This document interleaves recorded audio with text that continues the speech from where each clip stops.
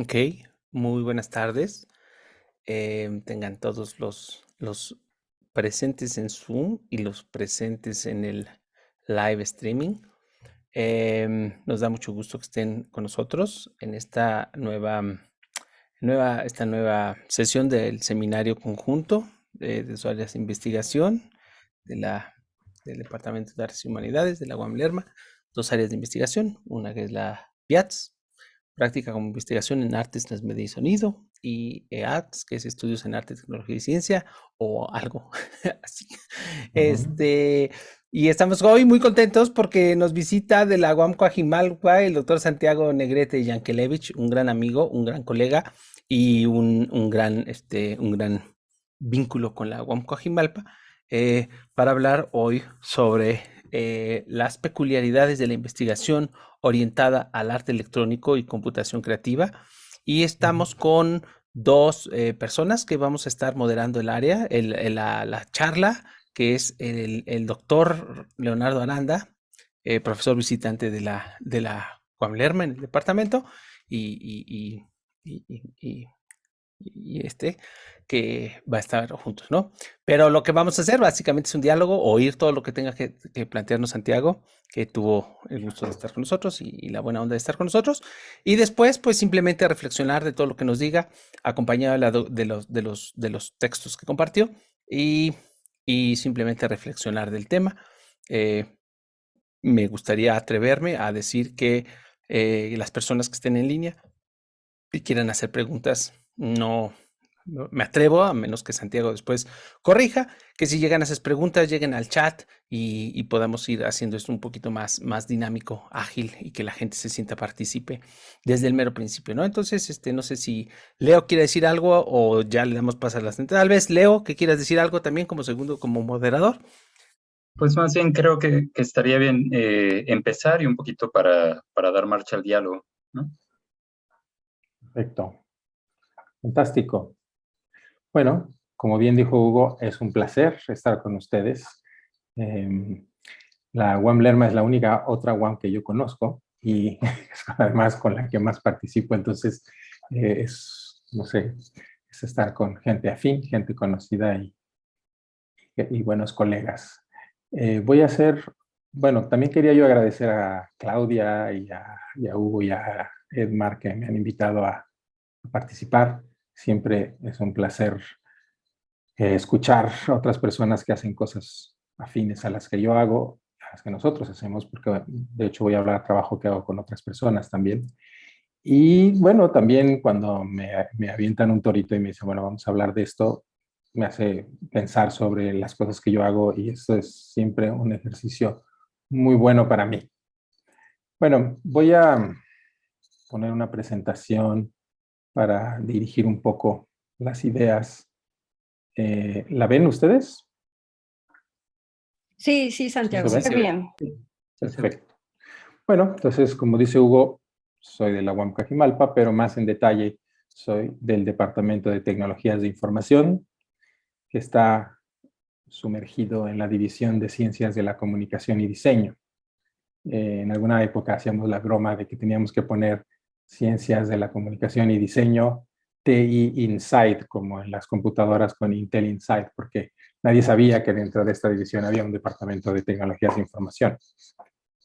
Pero bueno, yo estoy allí y desde que empecé a trabajar aquí en la UAM, Coajimalpa, pues he estado muy inmerso en la idea de comunicarme con con los otros departamentos. La división tiene un departamento de diseño, uno de comunicación además, y pues he trabajado con ellos, he dado clases allí, y digo esto porque es como un pequeño preámbulo de las ideas que voy a exponer aquí.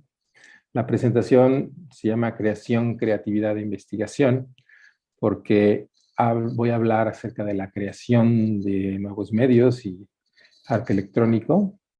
Voy a hablar de la creatividad como un instrumento para hacer investigación y un tema de investigación. Y pues la investigación, que es en lo que todos estamos inmersos. Entonces, voy a partir de esta idea de que estamos cada vez más expuestos a medios.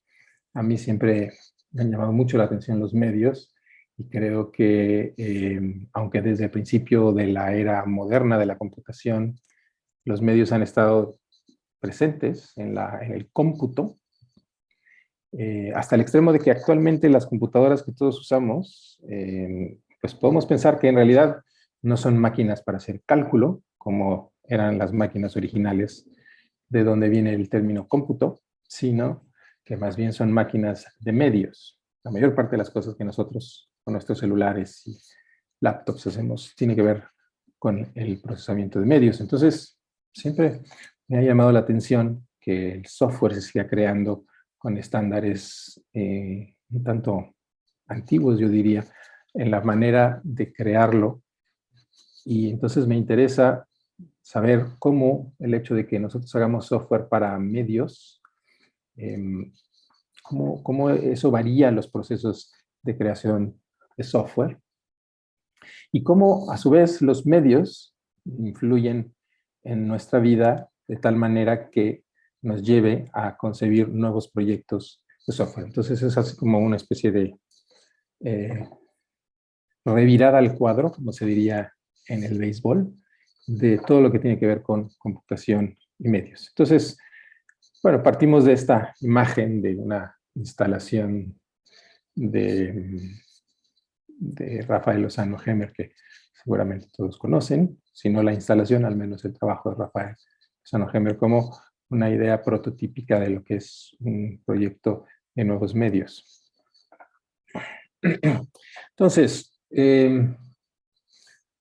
bueno, si pensamos que los proyectos artísticos con nuevos medios o arte electrónico son obras creativas, entonces podemos partir de la visión estándar o clásica, yo diría, de Margaret Boden acerca de la creatividad, en la que un agente es creativo si es capaz de producir algo nuevo, útil y sorprendente.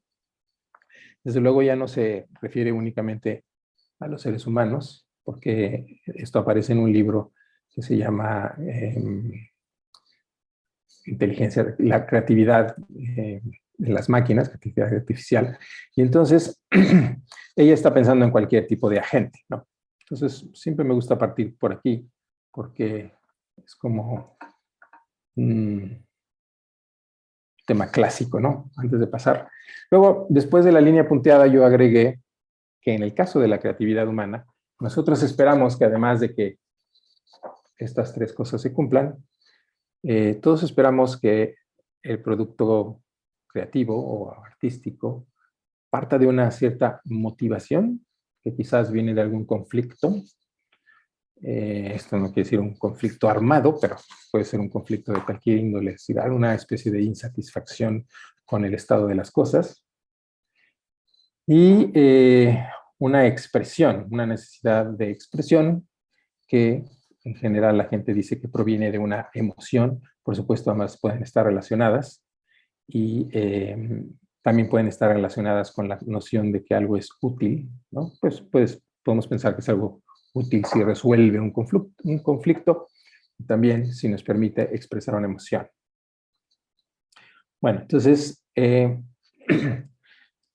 lo que voy a hacer durante el resto de lo que voy a decir es hablar de algunos proyectos en los que he participado y he dirigido, algunos de ellos, como para ver cómo ha ido evolucionando una especie de vórtice que es mi interés sobre los nuevos medios, sobre cómo se hacen y cómo nos afecta. Entonces, de alguna manera yo siempre tengo esta imagen de que conforme avanza el tiempo, y esto no es pesimismo, es nada más una imagen, nosotros nos disolvemos en los medios. Como que de alguna manera cada vez nos rodean más y es como si nos fuéramos disolviendo en medios hasta que eventualmente seremos medios posiblemente. Es una broma, ¿eh? No es tan pesimista. Bueno, entonces, una de las cosas que yo he encontrado es que en nuestra maestría, que es la maestría en diseño de información y comunicación, y que tiene 3 líneas, que se supone que, o sea, son 3 líneas, pero no están separadas. nosotros usamos el término de trenzadas. O sea que, por un lado, tenemos alumnos de diseño, de comunicación y de computación en la línea de sistemas para la interacción, y estas tres líneas se van trenzando. Es decir, en un principio los alumnos tienen clases de cada una de ellas, pero poco a poco llevan seminarios y cosas en las que coinciden y terminan haciendo un proyecto por equipos, en donde hay idealmente un elemento de cada una de las líneas e idealmente un asesor de cada una de las líneas. Entonces los proyectos generalmente tienen 6 personas y son proyectos, bueno, que a nosotros nos gusta pensar que son transdisciplinarios, porque así es como está pensada la maestría. Y bueno, le hago un poco de propaganda a la maestría porque lo que voy a mencionar son algunos proyectos, porque esto que describo, este tipo de análisis de lo que sucede con los medios, la computación y la sociedad, se da muy bien con estas 3 líneas y voy a hablar de algunos de los proyectos que hemos hecho. El primero, que se llama Uruguay 25, lo hicieron, como dije, 3 alumnos de la maestría acerca del edificio de la UAM, que fue cedido a la UAM. Está en la calle de Uruguay 25, es un edificio que tiene más de 100 años y que la UAM piensa convertir en un centro cultural. Ese edificio ha estado abandonado durante mucho tiempo en la calle de Uruguay y la vida ha continuado de arriba abajo. Ha sido ocupado por una imprenta en algún tiempo, por una tienda de electrónica llamada Radio Surtidora, que después desapareció. Y ahora el edificio pues es muy bonito, pero está prácticamente en ruinas. Y entonces la idea de este proyecto es ver cómo se puede ser apropiado este edificio como un centro cultural por la comunidad, que es muy estrecha, la comunidad de la gente que vive y trabaja en esa calle y en ese lugar. Entonces, el proyecto consiste en resumen, en ver cómo pueden los habitantes apropiarlo. Es como si en una calle del centro de repente ponen un museo Guggenheim o alguna cosa así, que es completamente foránea lo que pasa ahí.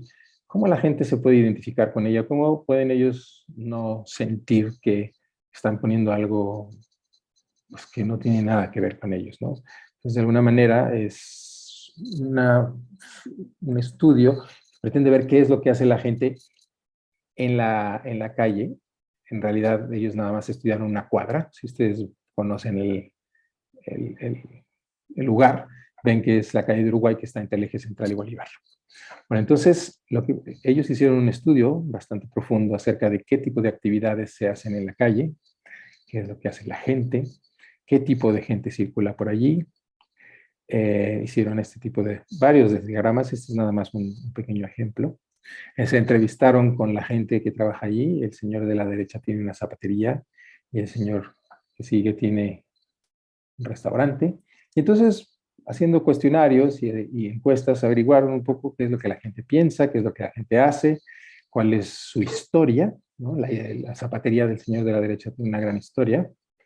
Y entonces terminaron haciendo una instalación de arte electrónico en uno de los aparadores del edificio de Uruguay 25, en el que la gente se paraba enfrente y veía imágenes del edificio en la antigüedad y tenía un juego. Además funcionaba diferente en la mañana que al mediodía que en la tarde, porque el tipo de personas que circulaban por ahí eran diferentes.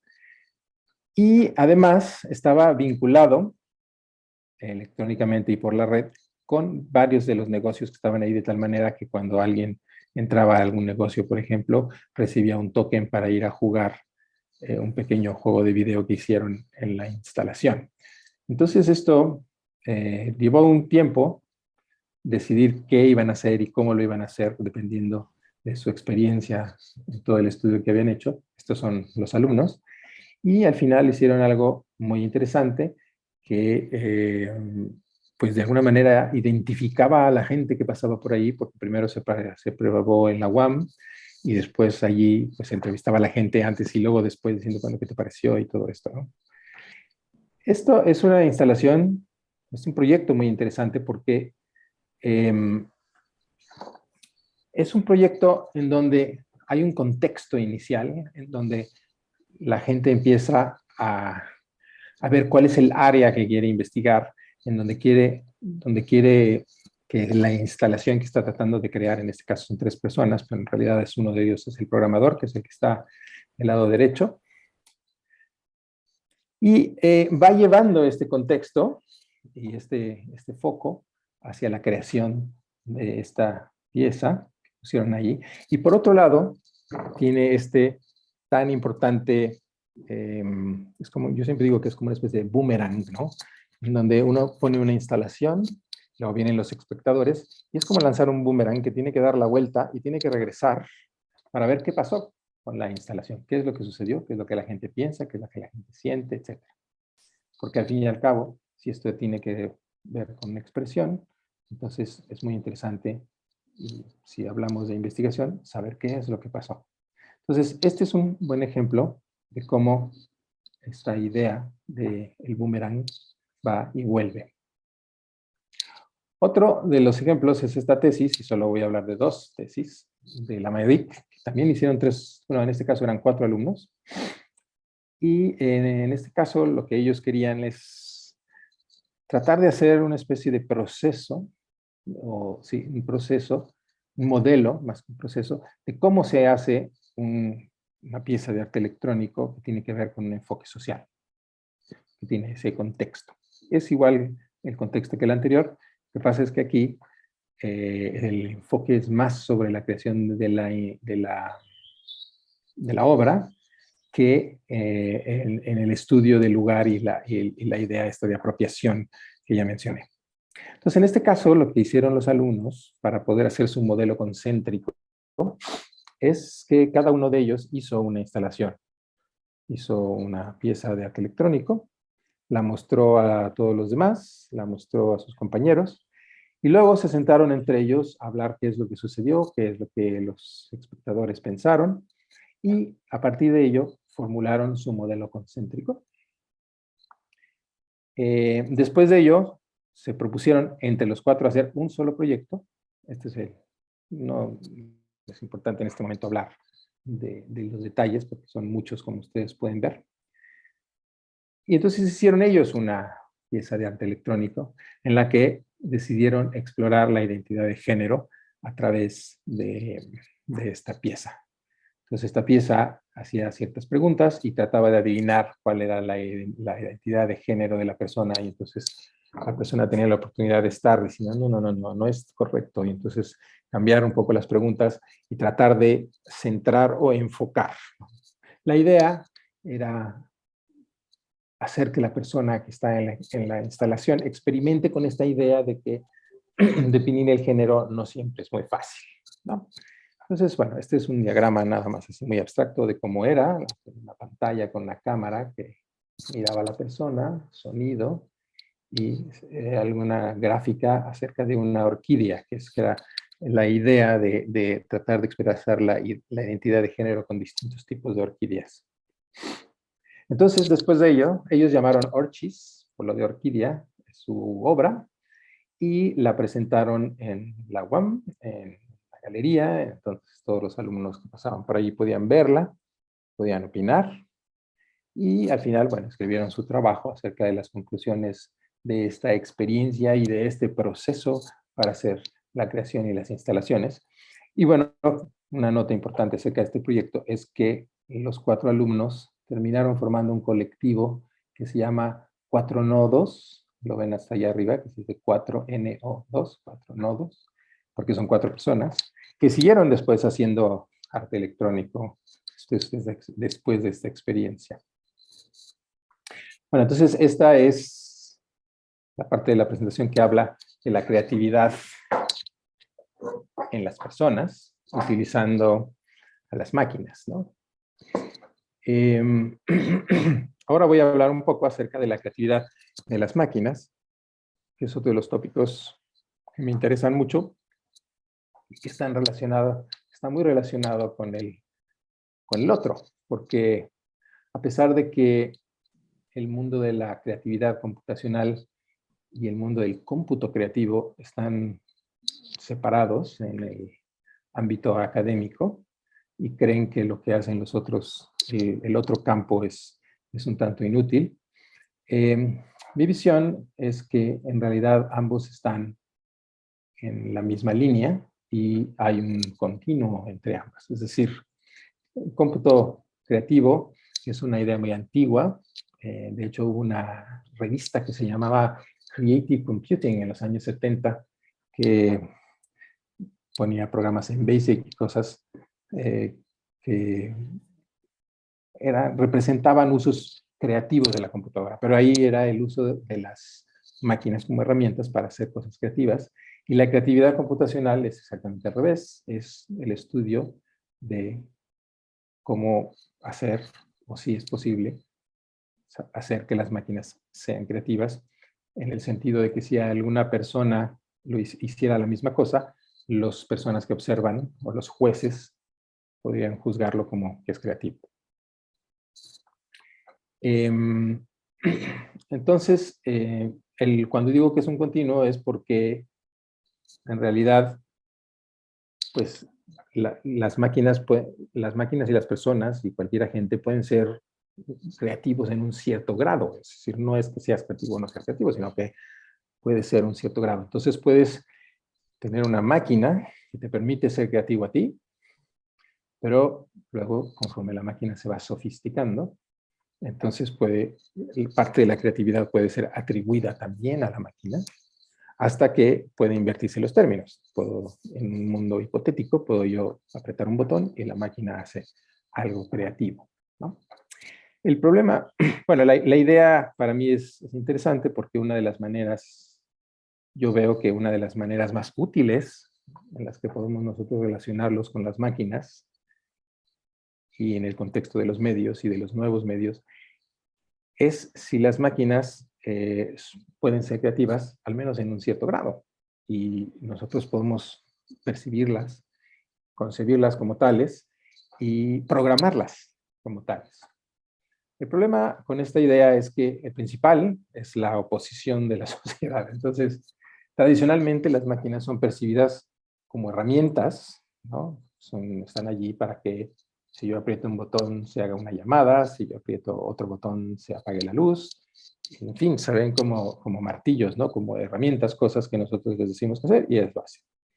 Entonces, si nosotros empezamos a pasar cosas a las máquinas, responsabilidades o las ponemos a hacer cosas más sofisticadas, entonces, bueno, llegará un punto en que ya no sean tan herramientas y empiecen a hacer otras cosas, ¿no?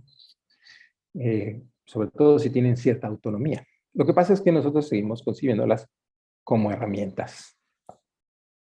El segundo problema es que la idea de creatividad siempre requiere, al menos por los estudios en el campo de la psicología que se han hecho sobre la creatividad, se requiere un conjunto de jueces que son los que sancionan si algo es creativo o no.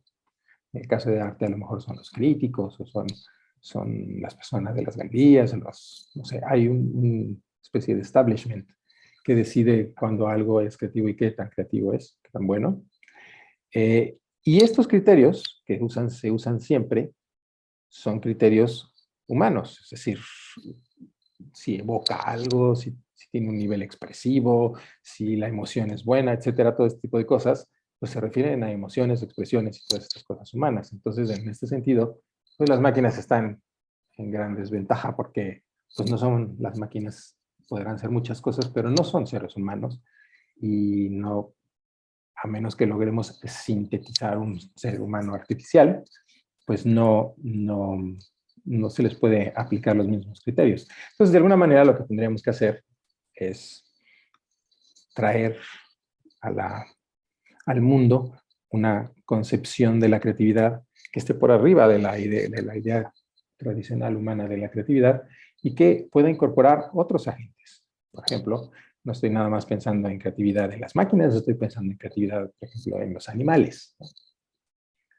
Incluso pues, estoy pensando en la creatividad en los extraterrestres, porque como si nosotros estamos recibiendo señales del espacio exterior, ¿cómo podemos identificar que hay vida o que hay alguien inteligente allí que en realidad nos está transmitiendo algo que nosotros no entendemos, pues una de las maneras es tratando de identificar si están siendo creativos, si podemos reconocer alguna cosa allí que sea nada, que no sea un ruido blanco, sino que haya una cierta creatividad en sus transmisiones. Entonces podemos pensar en agentes creativos en general, ¿no?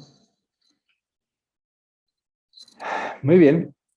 Bueno, y luego otra vez volviendo al aspecto social de la creatividad, podemos hablar acerca de si la creatividad puede ser en solitario, ¿no? Normalmente los trabajos que se han hecho hasta ahora pues pretenden que una máquina componga un soneto o que componga un concierto o que haga una pintura, pero siempre en solitario. Y nosotros no somos tan solitarios, ¿no? Nosotros podemos crear en equipo, como los alumnos de MADIC, o podemos pensar que, aunque nosotros estemos haciendo una obra solos, estamos en un diálogo con otras personas que observan nuestro trabajo, trabajos parciales, trabajos anteriores, o incluso con personas que vivieron antes y cuyo trabajo nos influye, ¿no?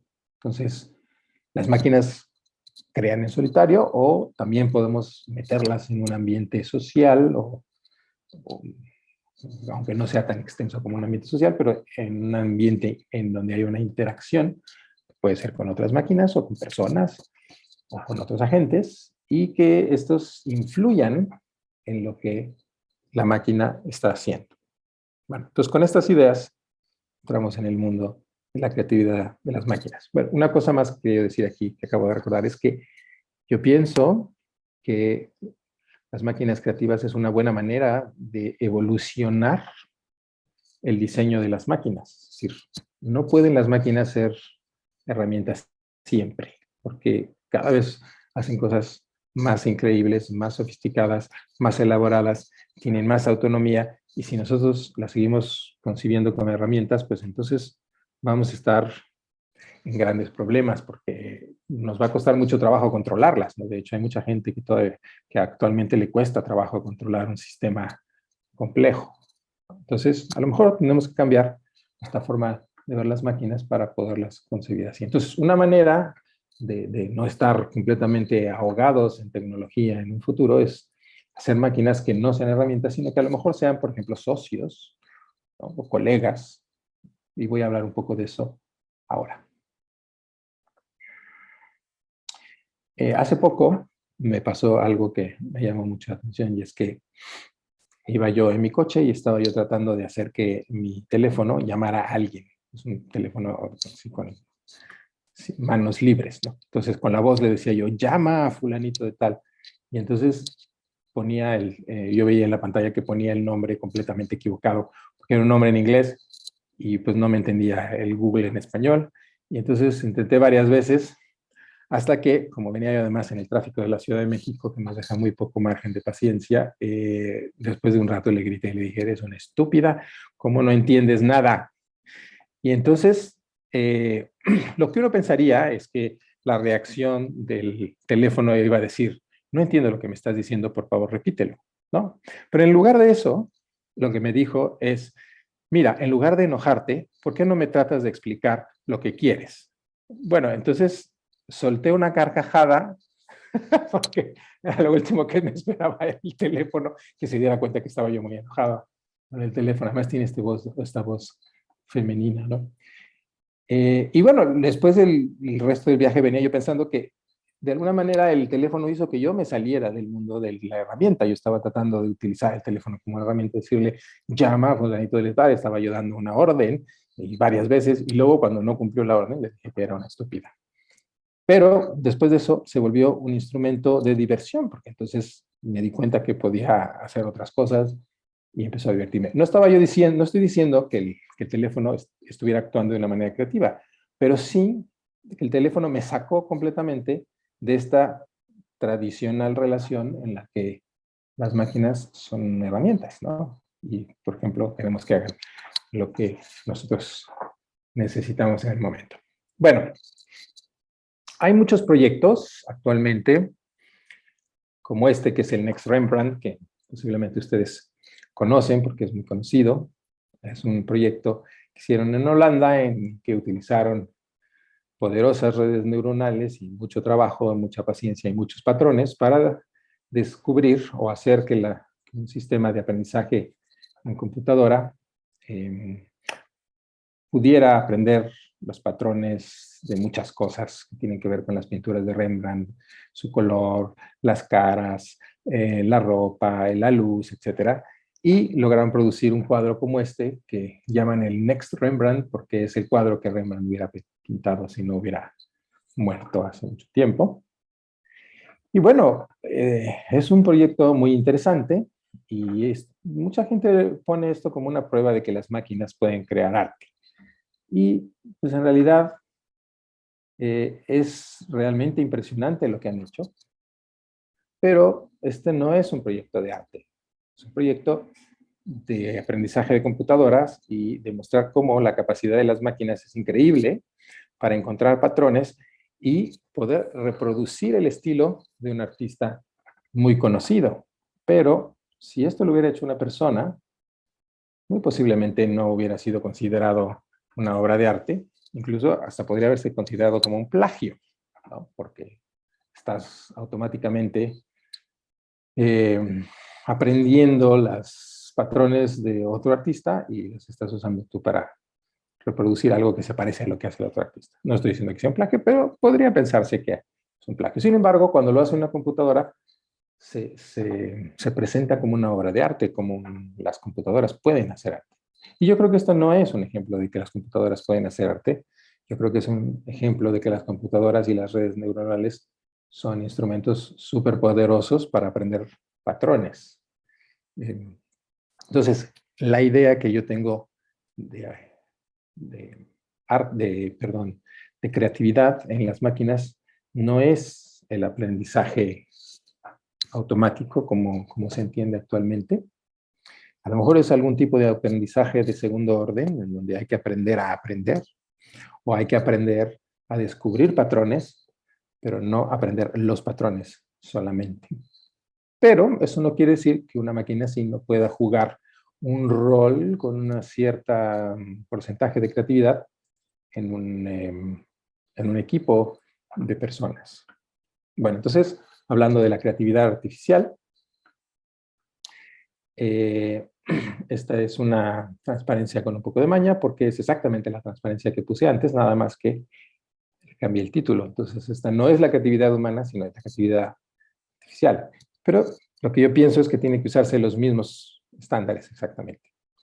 O sea, tiene que ser algo nuevo, útil, sorprendente, pero también tiene que haber una motivación porque hay algún conflicto y posiblemente también una expresión producto de algún tipo de emoción. Por supuesto, yo no pienso que las computadoras tengan emociones como los seres humanos, pero debe haber algún concepto en términos computacionales que equivalga a la emoción con respecto al funcionamiento de una computadora, sus objetivos y todo lo demás. Entonces, aquí nada más estoy utilizando una palabra que se aplica a las personas, porque no tengo todavía una palabra que se pueda utilizar para las máquinas de una manera equivalente, pero creo que este cuadro tiene que cumplirse también. Entonces, así como hay, yo dudo que sea una obra de arte, también hacemos que las personas que hacen un cartel como este trabajan en un departamento que se llama de arte. Entonces, pues esto también se llama arte, aunque no sería considerado necesariamente arte en los círculos que definen el arte en el término más general, ¿no? La gente que trabaja en las galerías y en las publicaciones de arte, ¿no? Este proyecto, el Painting Fu de Simon Colton, es quizás uno de los proyectos más interesantes con respecto a hacer una máquina que sea creativa y capaz de crear arte, porque es un proyecto que pone la idea misma de la creación dentro de una sociedad. Entonces, lo que él pretende es que su sistema, que es un sistema que genera pinturas, como esta que están viendo aquí de unos bailarines, sea considerado por propio derecho como un artista. Entonces, pues genera cosas que se ponen en las galerías, se exponen a los críticos y existe este círculo de 360 grados del boomerang que va y vuelve con las opiniones, ¿no? Y es muy interesante porque lo que él hace es, por ejemplo, poner una cámara que detecta emociones en las personas que mira. Y en función de esas emociones que detecta la cámara, escoge los elementos que va a constituir la pintura. Y los escoge de acuerdo, por supuesto, a una serie de cosas que ha aprendido con respecto a una gran cantidad de imágenes que, que han sido sancionadas con estas posibles emociones. Entonces, aquí tenemos un ejemplo de un sistema de aprendizaje, pero también es un sistema que además de haber aprendido distintos estándares de representación de emociones a partir de una serie, de un conjunto grande de imágenes, las relaciona con las imágenes que percibe de la persona que está mirando. Entonces es como si fuera una especie de pintor que tiene un modelo, que está mirando su cara y en función de cómo ve esa cara y cómo percibe las emociones de esa persona, entonces genera su obra y hace cosas muy interesantes. Pero lo más interesante para mí es que el propósito de hacer esto es reconociendo el aspecto social de la creatividad y del arte y tratando de mover dentro de ese mundo su sistema para que sea éxito en el sentido más global, que es el que he estado mencionando. Mi crítica sería que de todas maneras está tratando de satisfacer los criterios humanos de creatividad y de arte y no está tomando en cuenta que la gente es una computadora y que por lo tanto pues las emociones y los conflictos y todas esas cosas tienen que interpretarse de otra manera. Pero de todas maneras, el trabajo es absolutamente fantástico. Este trabajo está basado en un trabajo mucho más antiguo que es el de Harold Cohen, que hacía esta es una tortuga que hacía dibujos con una pluma, es un robotito, y luego hizo un sistema que también hacía pintura, pero la pintura lo hacía algorítmica, era generativa, y una de las cosas más interesantes de Harold Cohen, que trabajó durante varias décadas en su sistema, es que terminó diciendo que en realidad lo que era creativo era él y la máquina en conjunto. Y esta idea es muy importante porque vuelve a la idea del continuo entre la creatividad computacional y el cómputo creativo, ¿no? Que ambos pueden jugar un rol. ¿Y qué roles son? Bueno, en este trabajo que hicimos Nora Morales y yo, hicimos un proceso de creación de un sistema creativo metiéndolo dentro de un equipo de personas que ya hacen un trabajo creativo. Y entonces nuestra experiencia nos llevó a definir 5 roles que puede jugar una computadora. La computadora puede ser nada más el ambiente donde se crea la obra de arte. La computadora puede ser una caja de herramientas como el Photoshop, que da una serie de cosas que permiten modificar lo que se está creando. Puede ser un generador, o sea, puede uno decir, a ver, genera una máquina, una pintura como Rembrandt, y luego a partir de la pintura de Rembrandt uno trabaja agregando o quitando cosas. Pero entonces la máquina puede generar distintos prototipos que uno puede escoger y modificar después. Y aquí es donde entraría el trabajo desde mi punto de vista, el trabajo del Next Rembrandt. Después, si la computadora es además mucho más sofisticada y en lugar de generar, digamos, aleatoriamente posibles prototipos, si puede escoger de esos prototipos los mejores y generar un número reducido de ellos que son casi buenos o buenos, entonces diremos que es un aprendiz, porque aquí ya está aprendiendo del máster, ¿no? del amo, del maestro. Y bueno, el último ejemplo es, el último caso, el último escalón es en el caso en el hipotético en el que la computadora es el maestro y puede hacerlo todo sola o dirigir a otros.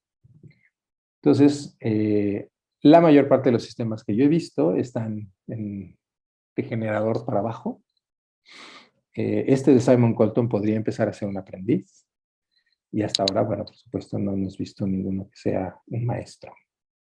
Bueno, esto lo pusimos de prueba en un proyecto que llamamos eMotion, en el que tratamos de hacer un sistema que ayudaba dentro de un equipo de personas que generan animaciones para televisión a generar uno de los artefactos clave, que es un animatic, que es un storyboard animado, y que es una pieza clave en el proceso de creación. Y entonces ver qué tanto la sofisticación del sistema que crea los animatics influye en la creatividad de la persona, del grupo completo, que es, en este caso es un grupo solamente de personas, ¿no?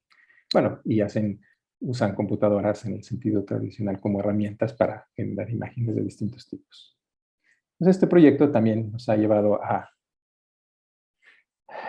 experimentar acerca de estas ideas, acerca de estas ideas de la creatividad colectiva en los medios.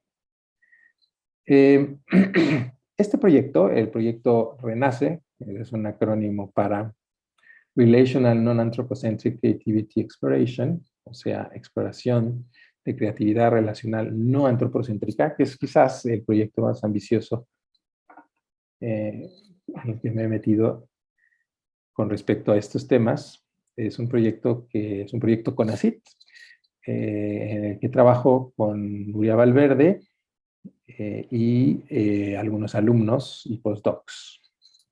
Este es un proyecto que está a la mitad y lo que tratamos de hacer aquí es explorar esto que he estado mencionando antes, que es un concepto de creatividad que no es particular de los seres humanos, que incluye a los seres humanos, por supuesto, pero también puede incluir a los animales, sin aplicar a ellos los criterios humanos, y, por supuesto, a las máquinas. Entonces,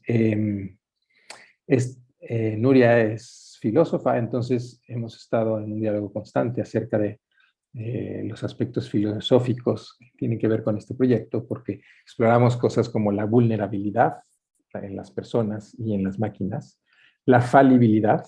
Si nosotros consideramos que las máquinas son herramientas, pues a lo mejor si las máquinas fallan en su propósito, pues podríamos pensar que no sirven, pero si nosotros esperamos que sean creativas, a lo mejor podemos empezar a considerar máquinas que fallan.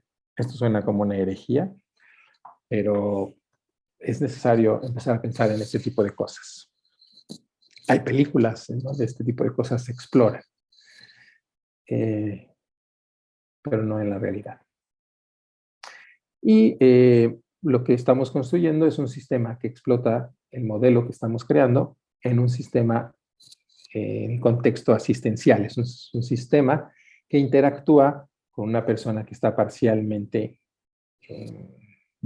paralizada, que tiene una enfermedad como el Locked-in Syndrome o el síndrome de enclaustramiento, que es una enfermedad en donde las personas están casi totalmente paralizadas por un accidente que les separa el cerebro del resto del cuerpo y entonces no se pueden mover, pero sus aspectos cognitivos están intactos. Entonces es como si alguien estuviera atrapado dentro de un cuerpo que no se puede mover. Es una enfermedad bastante dramática, en la que las personas que la padecen pasan mucho tiempo solas porque pues están normalmente en su casa, porque no son enfermos técnicamente, son personas que tuvieron un accidente y están en una cierta condición, pero no se les puede curar, no se les puede tratar, simplemente se les puede ayudar, ¿no?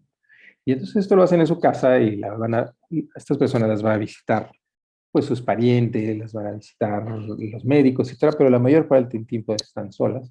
Entonces, un sistema como el que nosotros estamos creando, pretendemos que empiece a establecer una relación sensorial de causa y efecto con sonidos y con imágenes con estas personas para que su aparato cognitivo se mantenga vivo y funcionando mientras están solas.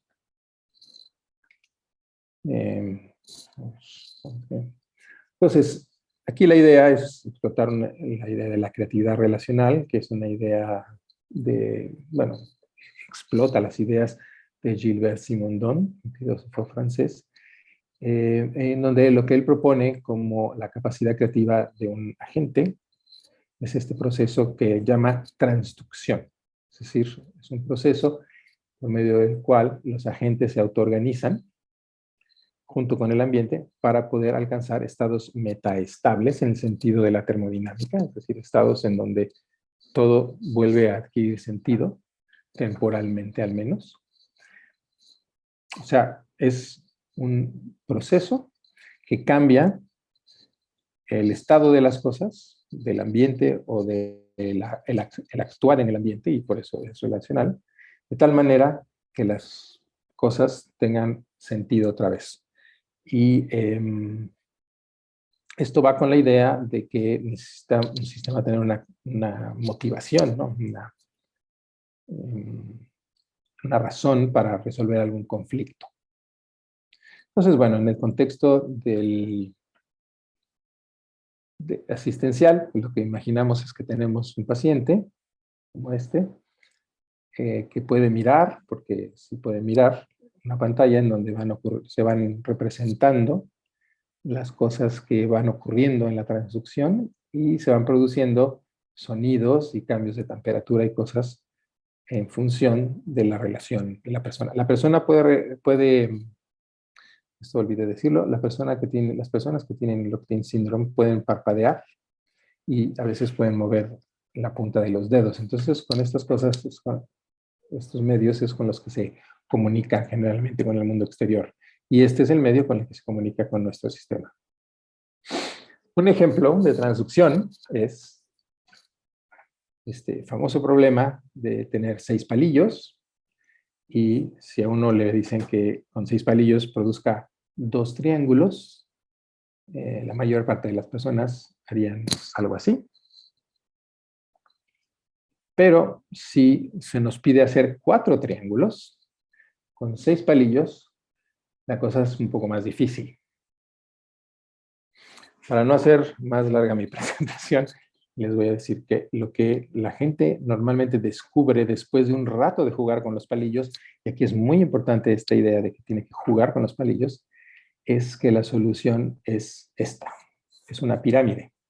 Aquí la están viendo aplanada, pero imaginen que esto es una pirámide en 3 dimensiones.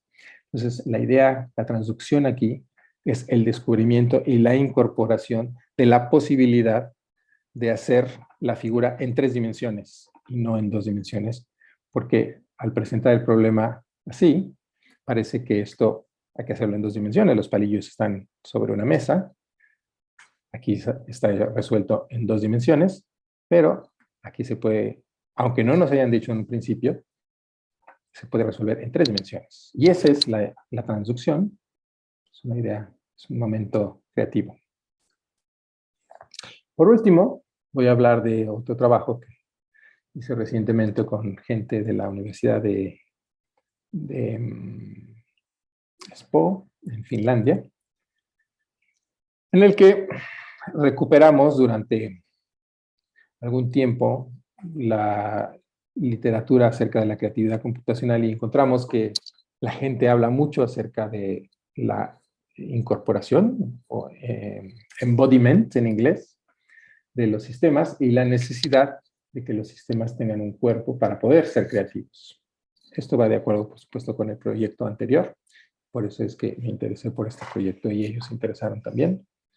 Entonces, después de analizar la literatura y ver los distintos tipos que la gente utilizaba para describir el famoso embodiment, porque aunque suene fácil de ver, en realidad la gente tiene muchas ideas acerca de ello y lo usa de distintas maneras en distintos contextos.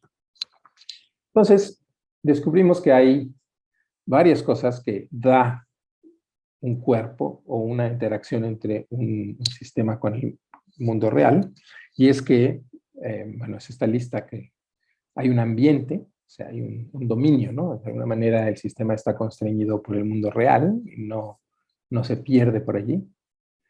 Delega cómputo, es decir, el mundo tiene ya sus reglas implementadas, las cosas se caen, las cosas se rompen, ¿no? el día se va la luz en la noche y todo este tipo de cosas que si lo tenemos que simular en una computadora, pues es un montón de cómputo, un montón de cálculo que el mundo ya lo hace por nosotros. Se puede observar claramente en el mundo real una creatividad emergente, porque el mundo está de alguna manera diseñado para ello. Se puede simular la creatividad. Se puede como nosotros hacemos, o como se hace en la lógica, fundamentar el significado, porque si algo tiene sentido en el mundo real, bueno, entonces podemos decir que eso es lo que tiene sentido. Tenemos una interacción que nosotros consideramos natural, porque es el mundo en el que nosotros vivimos, y entonces si nosotros creamos una máquina que funciona también en ese mundo, pues tendrá una interacción natural con el mundo y con nosotros.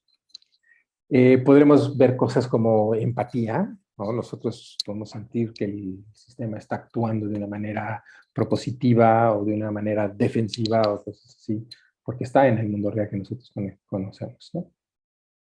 Pues bueno, este es un trabajo interesante acerca de la necesidad, y en el artículo sugerimos que es casi aceptado actualmente, igual que en la inteligencia artificial, que es necesario un cuerpo para poder producir inteligencia, también es necesario, aunque sea un tema de debate, por supuesto, es necesario tener un cuerpo para poder producir algo creativo. Bueno, creo que he hablado mucho, pero bueno, las conclusiones. Hay mucha historia sobre la participación de los procesos artísticos y creativos en la investigación. Hay libros escritos acerca de ello, pero sigue siendo algo que es un montón de intuiciones y no hay una teoría detrás de ello. Y nosotros, pues, con todos estos proyectos que he escrito, de alguna manera estamos dándole vuelta a esta idea de la participación de los procesos artísticos y creativos en la investigación y viceversa. Por supuesto, las computadoras, que ahora se han metido en todos lados, pues intensifican la relación. Y podemos verlas como que juegan distintos roles. Y esa es una manera interesante en la que podemos percibir, si nos quitamos de encima la idea de que son herramientas, los distintos procesos artísticos y de creación que las máquinas pueden jugar. Y por supuesto, los proyectos interdisciplinarios como los que hacemos en ADIC son un terreno fecundo para la creatividad, porque son lugares en donde la creatividad humana se potencia, porque hay mentes de distintas disciplinas que están interactuando. Y eventualmente quizás podamos pensar que las máquinas son socios o colegas y no solamente herramientas. Y las máquinas pueden ser más creativas si están con nosotros, y pongo aquí marcado el están, porque quiero decir que están en el mundo real con nosotros. Y con esto termino. Muchas gracias por escuchar pacientemente.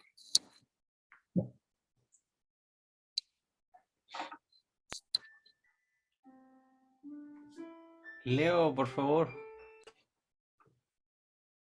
Claro, bueno, primero que nada, muchas gracias, Santiago, por la presentación.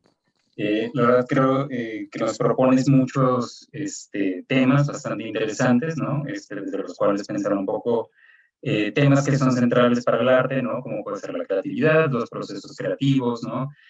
Actualmente, bueno, cuáles son los procesos de investigación en relación con el arte, ¿no?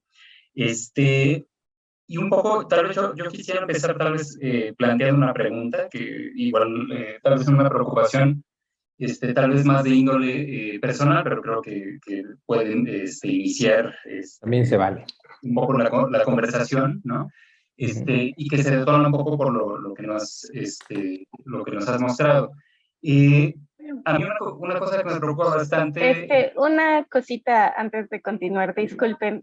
Creo que hay dos personas con el audio prendido y se está repitiendo el sonido de su voz. Sí, se escucha como que doble.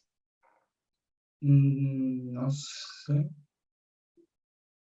A ver, ¿ahorita se escucha bien? A ver. ¿Ahí se escucha bien? No, no mucho. No se escucha. Bueno, se escucha bien, solo que como que se repite el audio, pero creo que sí se va a lograr entender de todos modos. Yo escucho muy bien. Ok. Seguimos. Bueno, perdón, Santiago. Te comentaba, una de las cosas que a mí me preocupa un poco en términos de cómo se trabaja, por ejemplo, con medios computacionales dentro de la creación artística, es hasta dónde alcanzan, por así decirlo, las metáforas que utilizamos justamente para comprender los medios con los que estamos trabajando, ¿no? Entonces, por ejemplo, obviamente un ejemplo claro es la inteligencia artificial, ¿no? En el cual montamos sobre la idea de inteligencia múltiples metáforas, ¿no? Y en las cuales, un poco como lo que relatas en términos de la creatividad, también pasan dos cosas. Una, o expandimos el concepto de inteligencia, o dos, y en ese sentido, bueno, aceptamos que existen otro tipo de agentes que también pueden ser inteligentes, ¿no? O construimos una metáfora sobre la cual pensamos justamente las formas de operar de la máquina, ¿no? Como inteligentes porque de alguna manera emulan operaciones que podemos interpretar que son similares a la inteligencia humana, ¿no? Son un poquito como dos formas. Me pasa un poco, digamos, como esto, obviamente pues hay todo un vocabulario, ¿no? Aprendizaje, ¿no? Cuando decimos aprendizaje de máquina, ¿no? También se monta sobre esta metáfora de la inteligencia y demás, ¿no? Entonces mi pregunta es, ¿cuál, si no, digamos, yo lo estoy planteando como metáfora justamente para pensar cuáles son los límites también de esa metáfora, ¿no? Y justamente si porque existen los límites a esa metáfora, no al final la respuesta siempre es como tenemos que expandir el campo, ¿no? O sea, tenemos simplemente que decir, bueno, existen múltiples formas de creatividad, ¿no? O existen múltiples inteligencias, ¿no? Y entonces, ¿en qué sentido se vuelve necesario mantener diciendo la inteligencia o aprendizaje o creatividad, ¿no? Si ya de entrada decimos son cosas distintas. No sé si mi pregunta se entiende, ¿no? Yo creo que sí la entiendo y me parece que es una pregunta muy importante y muy interesante, que tiene que ver en general cómo hablamos de las cosas y qué es lo que queremos decir, ¿no? Yo siempre creo que la respuesta tiene que ver con lo que queremos hacer. ¿Qué es lo que quieres hacer y para qué? Y bueno, puedes inventar términos que describan mejor las cosas, por supuesto, ¿no? O puedes usar metáforas, siempre y cuando la gente entienda que son metáforas, ¿no? Un ejemplo que a mí me gusta mucho para pensar en este tema es el ejemplo de los aviones, ¿no? Tú, pues, imaginarte, antes de los hermanos Wright, la gente podía preguntarse si se podía hacer una máquina que vuele. Y entonces la gente puede decir, bueno, pero ¿volar como un pájaro? ¿O como una libélula? ¿O como qué? Vamos a hacer una máquina que pueda ir de un árbol al otro, que pueda despegar de la tierra y pararse en un árbol, o que pueda revolotear sobre una piscina como una libélula sin ahogarse, o qué tipo de vuelo estamos hablando. O es como un misil, los misiles vuelan, pues es algo que va por el aire y que no se cae, podemos decir que vuelan, pero bueno, no, eso no vuela porque lo que vuela son los pájaros. Bueno, después de un tiempo, si alguna vez has visto algún documental sobre la aviación, pues habrás visto que las primeras personas que trataron de volar poniéndose alas en los brazos y se caían, ¿no? Incluso algunas de estas alas tenían plumas, ¿no? Pero bueno, luego, más allá de la posibilidad hipotética de hacer una máquina que vuele, la gente se le ocurrió que una máquina que vuela puede llevar un montón de personas, o sea, es un medio de transporte, ¿no? Y entonces, pues ahora tenemos aviones que llevan 500 personas y las cruzan de un lado al otro, del otro lado del Atlántico y decimos que eso es un vuelo y que el avión vuela y en ningún sentido ese avión funciona como un pájaro, en ningún sentido, salvo porque pues, va por el aire y no toca el suelo. Pero el tamaño no es el mismo, la velocidad no es la misma, el principio que lo hace volar puede ser parecido, pero no es el mismo exactamente, el combustible no es el mismo, en fin, es una nueva cosa, ¿no? Pero nosotros decidimos utilizar la metáfora de volar. Y es una metáfora con la que todos estamos contentos porque decimos que los pájaros vuelan, que los insectos vuelan y que los aviones vuelan. Los misiles decimos que no vuelan, decimos que se disparan o alguna otra cosa, pero también podríamos decir que vuelan, ¿no? Entonces, lo que quiero decir es que si lo que nosotros queremos es un medio de transporte y para llegar a ello utilizamos utilizamos el conocimiento que nos da la naturaleza, pero después lo sobrepasamos porque tenemos otro objetivo. Entonces, podemos estar contentos con usar la metáfora de volar, pero también podríamos cambiarla, podemos decir que los aviones viajan, que los aviones revolotean, no sé, algún otro término que no sea el de volar, que es el que usábamos para los pájaros.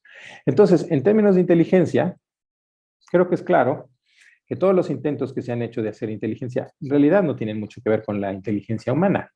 O sea, el mecanismo, que hasta donde nosotros sabemos, porque tampoco es que lo tengamos muy claro, cómo funciona la inteligencia humana, pues no tiene mucho que ver con lo que nosotros hacemos como inteligencia en las máquinas, más allá que en el producto final. Por ejemplo, si nosotros hacemos un sistema que es capaz de ganar en el ajedrez, bueno, pues es inteligente en el sentido de que pues, el logro, que es ganar en el ajedrez, es el mismo que en el caso humano, pero la manera en la que lo hace no es la misma, ¿no? Entonces, yo no me siento mal con las metáforas, pero entiendo que la gente que no está metida en el medio, pues siempre causa conflicto, porque en realidad qué inteligencia, pero en realidad qué quiere decir inteligencia, ¿no? Es inteligencia general, o sea, es una máquina que puede ir al súper y chismear con la persona que está allí, comprar cosas, en fin, todo este tipo de cosas que requieren la inteligencia humana. Pues no nos referimos a eso. Pero tal vez podemos tener máquinas que pueden razonar acerca de tantas cosas. Por ejemplo, no sé, imagina tú que una máquina tiene información acerca de lo que están haciendo 50,000 personas o 50,000 animales y puede razonar acerca de ello. Nosotros no podemos razonar acerca de lo que están haciendo 50,000 entes, ¿no? Nosotros podemos razonar a lo mejor a lo que están haciendo 2 o 5 o 10, pero simultáneamente lo que están haciendo 50,000 no podemos. Pero a lo mejor una máquina sí.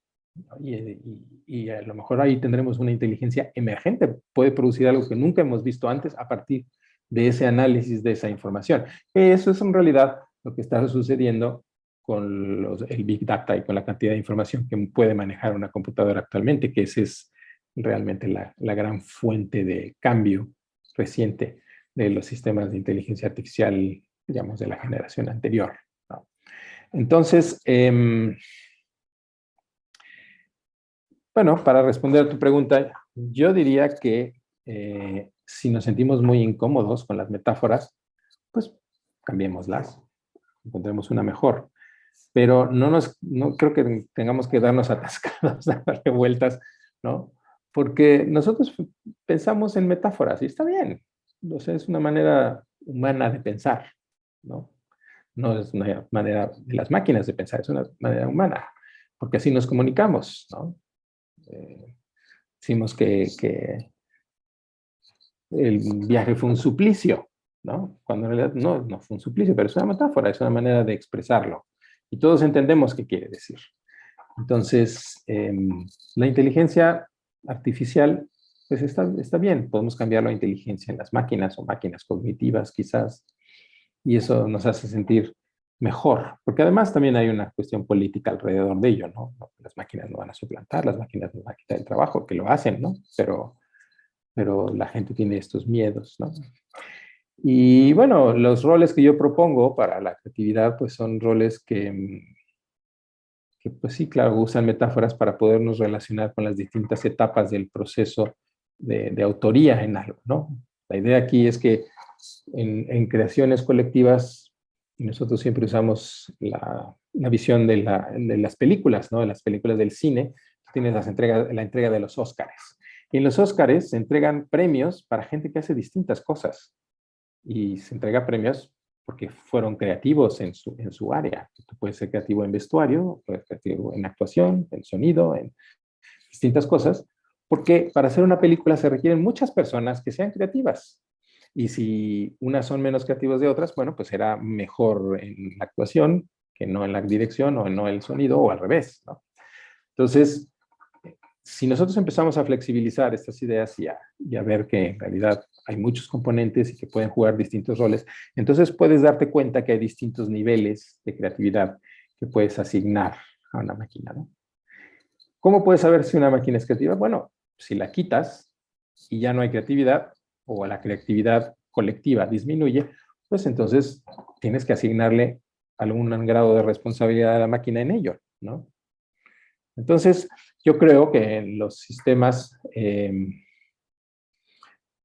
por ejemplo, pues decir que una máquina, si una máquina puedes generar arte o puede ser creativa en el sentido más general que yo propongo, pues es muy difícil, porque entonces tienes que usar nociones como que las máquinas están creando algo que es una expresión de ellas con respecto a sus prioridades y sus emociones, donde prioridades y emociones, pues a lo mejor requieren otro término, pero estoy usando una metáfora humana para mostrar que nosotros normalmente estamos refiriéndolas a las necesidades y las emociones de las personas, ¿no? Entonces, es cierto que una máquina que hace algo puede producir emociones en nosotros, pero muy posiblemente no son, si hubiera alguna emoción en una máquina de algún estilo, pues posiblemente no sean las mismas. Pero aún así podríamos a lo mejor apreciar su creatividad, ¿no? Y a lo mejor algún día podemos expresar, entender o tener empatía, ¿no? Como hacemos con los animales, incluso con los animales más remotos, ¿no? No estoy hablando de los perros y los gatos, que son así muy cercanos, estoy hablando de a lo mejor de las lagartijas, ¿no? O algún animal que no es tan cercano. Pero podemos sentir empatía porque vemos propósito en sus acciones, vemos defensa de sus crías, no sé, cosas así. No sé si te gustaría decir algo más al respecto o si respondí bien.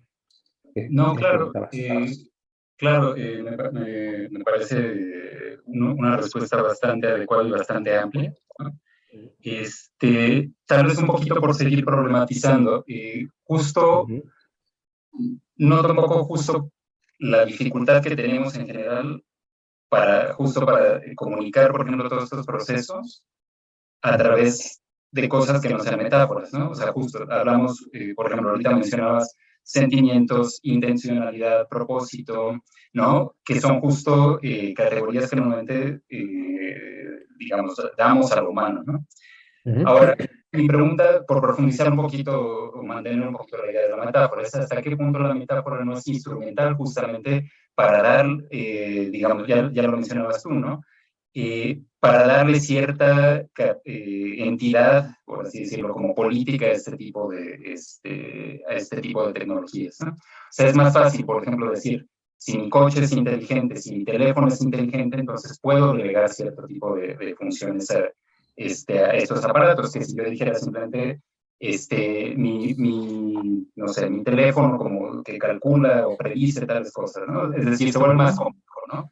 La forma de asignarlo. Pero ahora, digamos, como un reverso, un problema dentro de esta forma de aceptar este tipo de metáforas, ¿no? ¿Hasta qué punto estas metáforas, por ejemplo, no invisibilizan justamente las redes sociotécnicas que están detrás de estas formas de agencia, ¿no? Porque al final, ahorita tú ponías el ejemplo del Big Data, ¿no?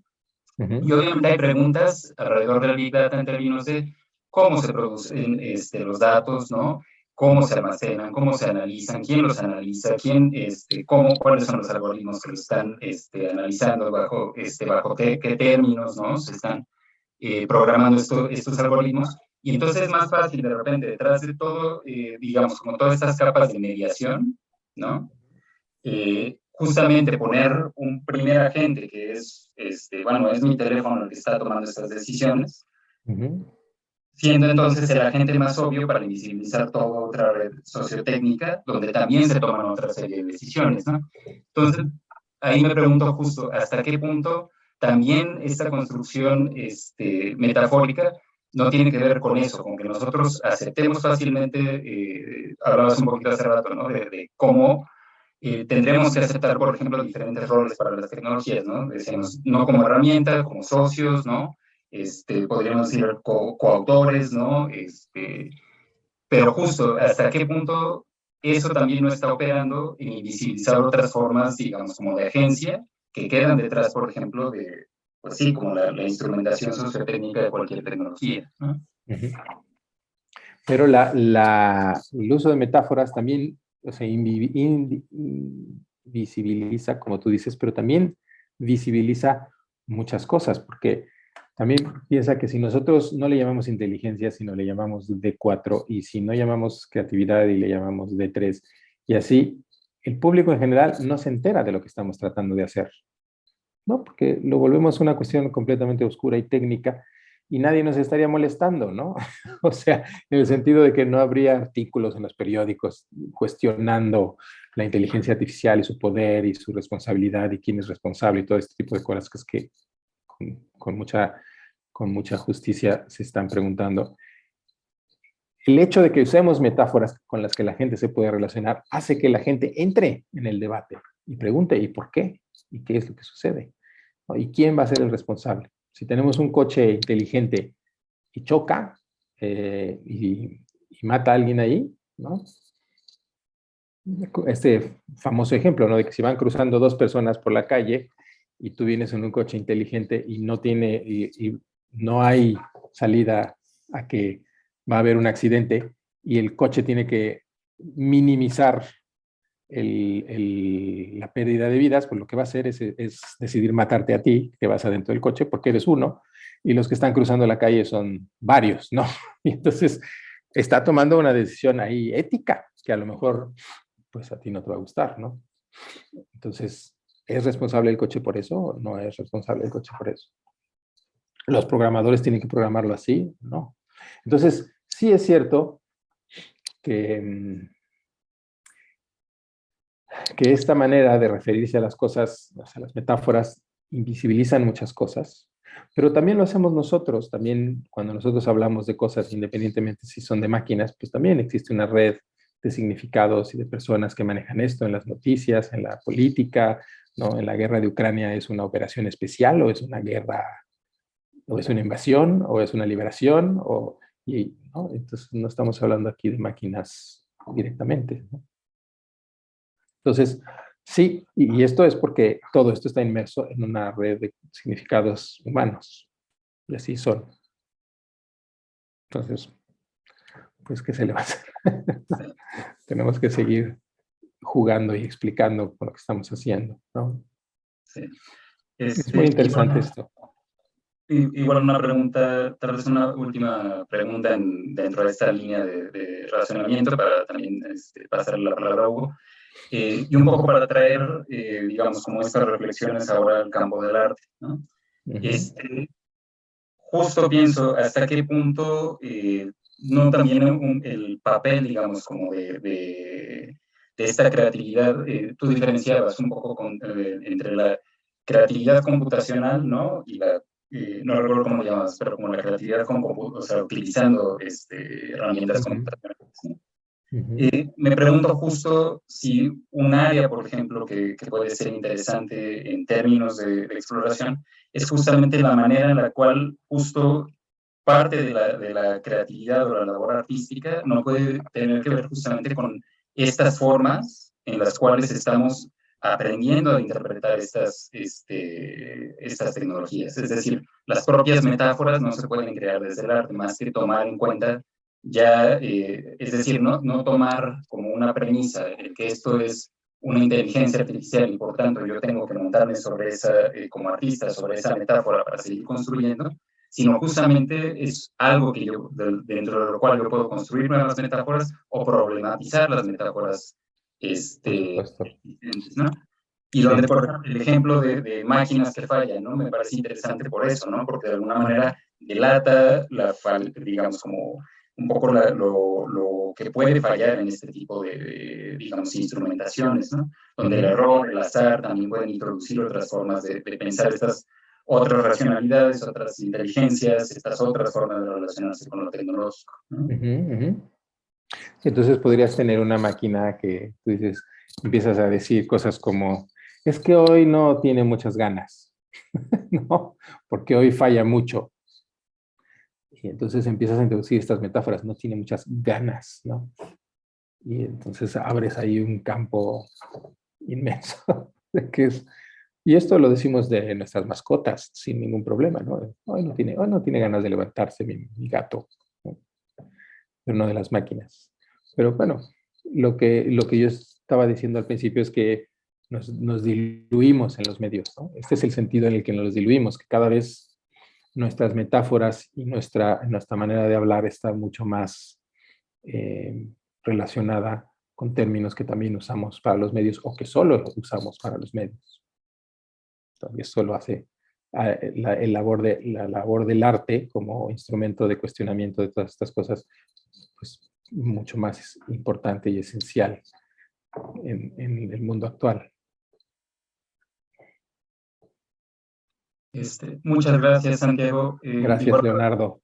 Hugo, no sé si quisieras continuar. ¿Está congelado o está ahí? No, aquí estoy. Sí, Santiago. Oye, Santiago. Fíjense cómo estamos usando una metáfora para cuando el video de una persona en una conversación de Zoom se detiene. Oye, Santiago, ¿me escuchas? Te escucho. Ay, oye, otras cosas también vuelan. Las quincenas vuelan, ¿no? Las quincenas, claro. Sí. Entonces, el tiempo. Digo, cuando tú estabas hablando de ese ejemplo, yo iba hasta poner en el chat las quincenas vuelan, ¿no? Como estás consultando a tu banco. ¿No? Entonces, no, dijo, las quincenas vuelan. Pero eso, me reí de mi mal chiste yo a mis adentros, y al haberme reído yo de mi chiste, me puse a pensar justamente en la capacidad dentro de uno de los conceptos de inteligencia de los seres humanos, justo para hacer eso. Justo es el libre albedrío lingüístico que da pie a todo lo que es inventar un chiste. Nunca me he puesto a pensar, bueno, sí pienso mucho, no sé quién los hace. No sé quién inventa un chiste. No hay el literato que los escriba. Creo que es un conocimiento colectivo que hace y que va agregando y que va decantando los mejores y que se van construyendo y van depurando y después queda. Entonces, hasta donde yo sé, no hay tantos ejercicios óptimos de sistemas computacionales que inventen chistes. A lo más ha de haber reglas de conjugaciones y rebuscamientos para poder descubrir palabras intermedias como el chiste que se construye al mezclar dos palabras. Pero es eso que somos capaces de hacer incluso los niños muy pequeños. Pues no, yo no lo he visto, ¿no? Entonces... ¿Quieres decir que tú eres un niño muy pequeño? No, quiero decir, no he visto que máquinas hagan buenos chistes. He visto que máquinas hacen pinturas y máquinas imitan a Rembrandt, pero nunca he visto un sistema. Y he visto máquinas, las nuevas, todo lo que, la moda que está actualmente, en donde le describes un texto y te pinta ahí un caballo, hay un astronauta en la luna, ¿no? Eso, como tú bien dijiste, son mecanismos de patrones, pero no son mecanismos, a mi juicio, ni de inteligencia, ni de creatividad formalmente, ¿no?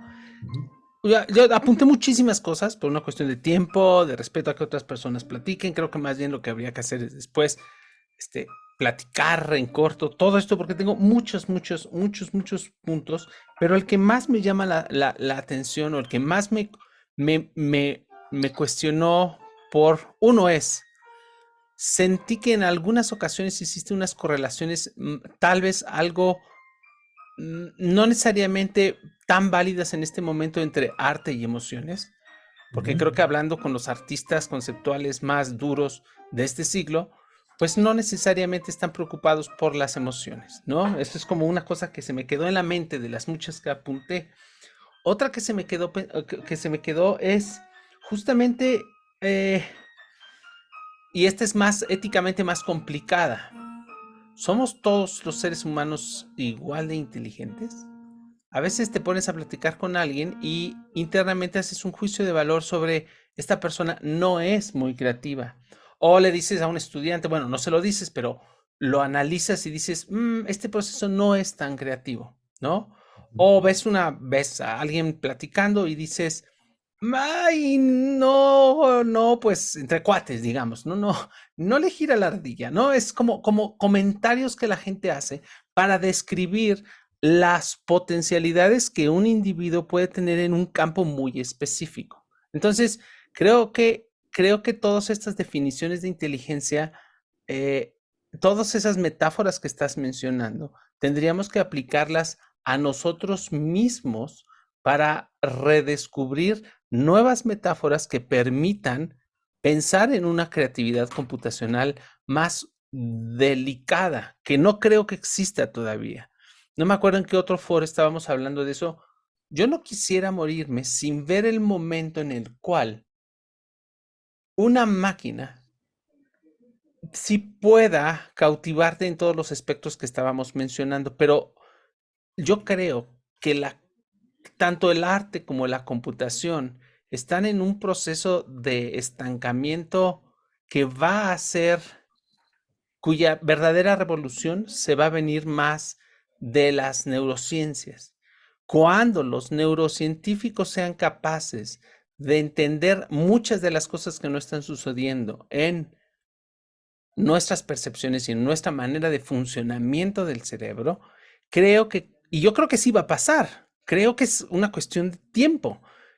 Cuando se entiendan esos procesos y después se traduzcan, como decías, así de los pájaros que vuelan, se utilice otro mecanismo, no un pájaro, sino un avión o un otro mecanismo de vuelo para lograr los mismos fenómenos de lo que es la creatividad biológica, vamos a ver a unas verdaderas creatividades computacionales.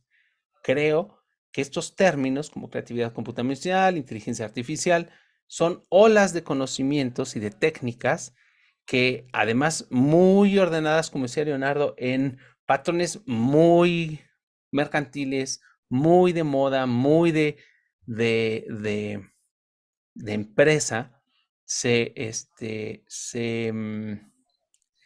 les da más peso del que realmente hay.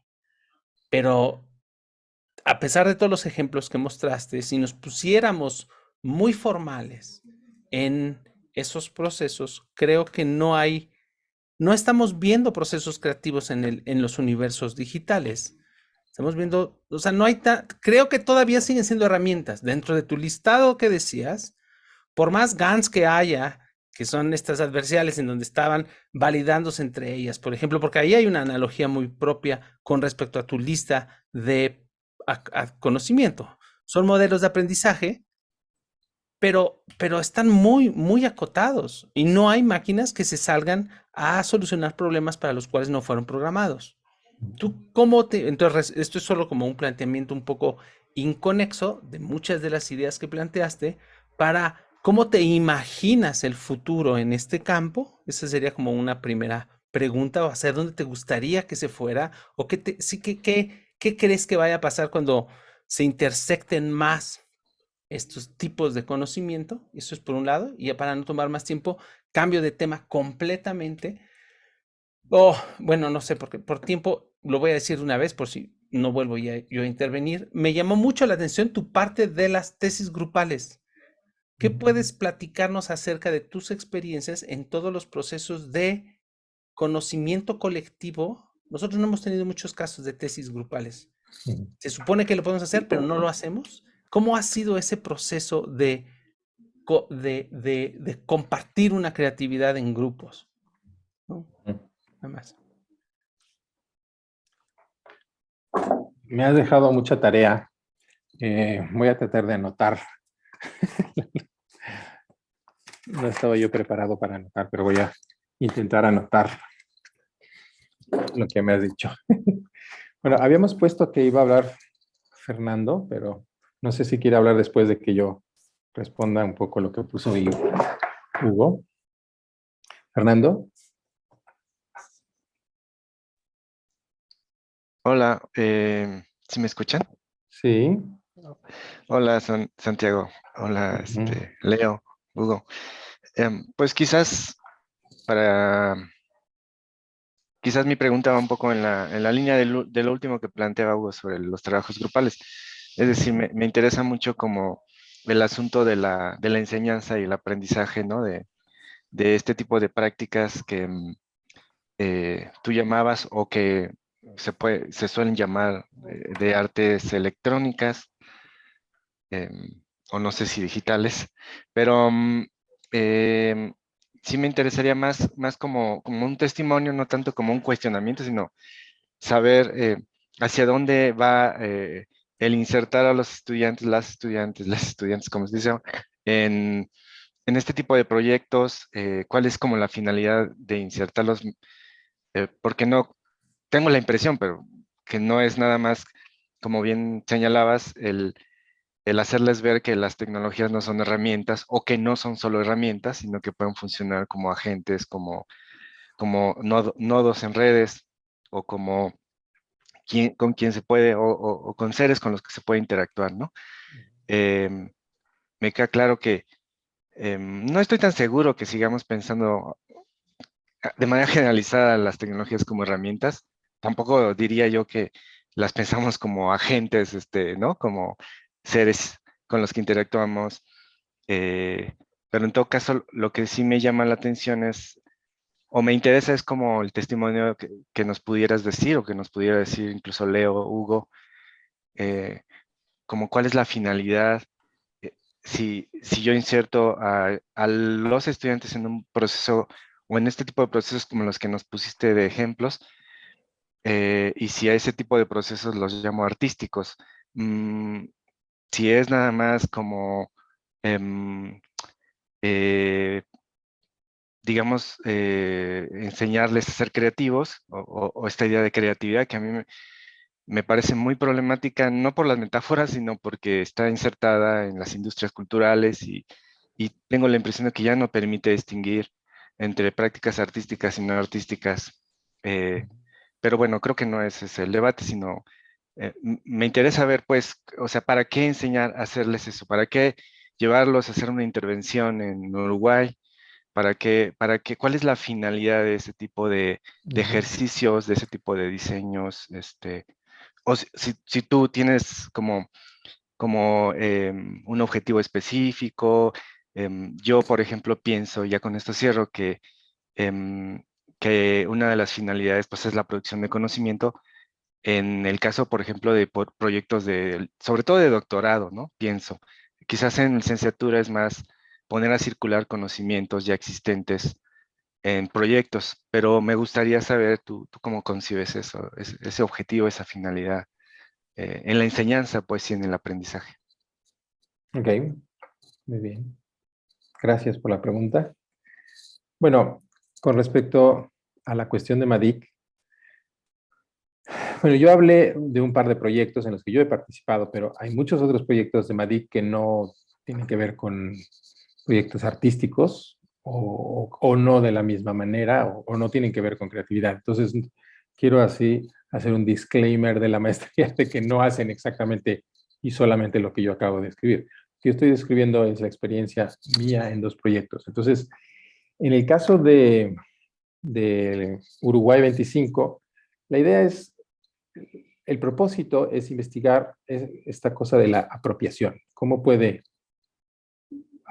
¿Cuál es el problema? Bueno, el problema es que podemos nosotros hacer un centro cultural o poner una gasolinera o poner ahí una fábrica de tornillos o un montón de cosas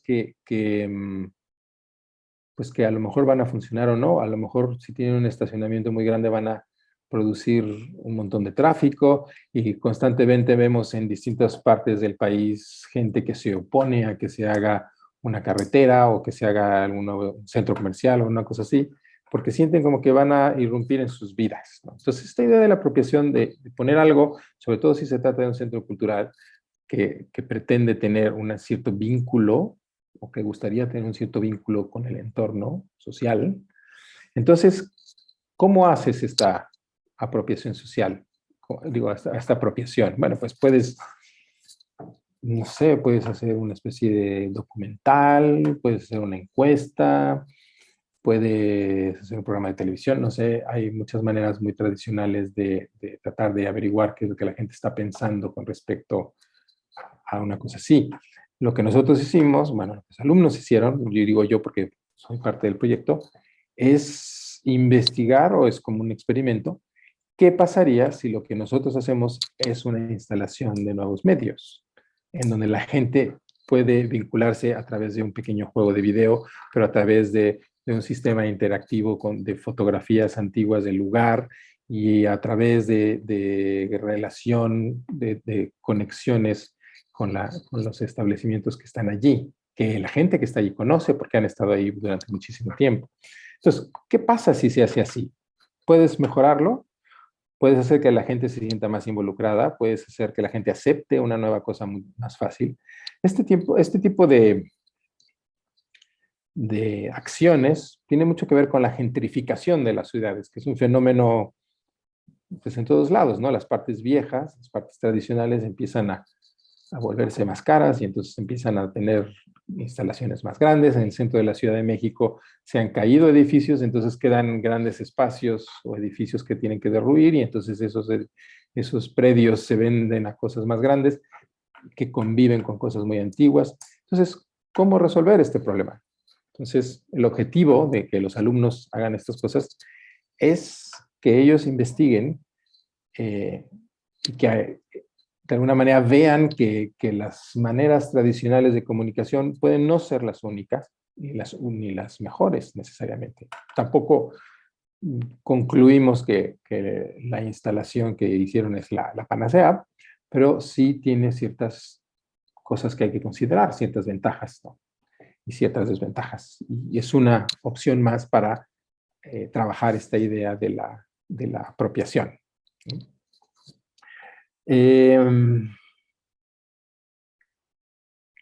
Hugo preguntaba sobre MADIC. Bueno, es un poco lo que preguntaba Hugo también, ¿no? ¿Cómo veo yo el contexto de MADIC con respecto a esto? Bueno, Hugo preguntó muchas cosas.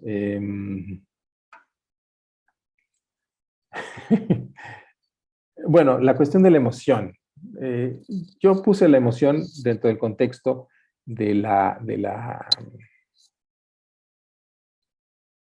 no de la motivación, sino, lo tengo aquí, una transparencia.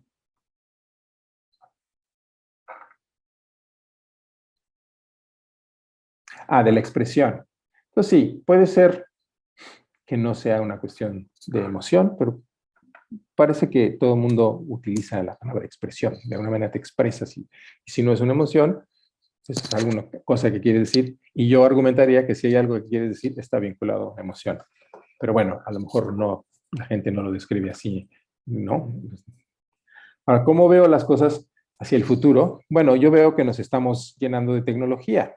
Estamos así cada día disolviéndonos más en los medios y en la tecnología, en los medios que es la principal tecnología.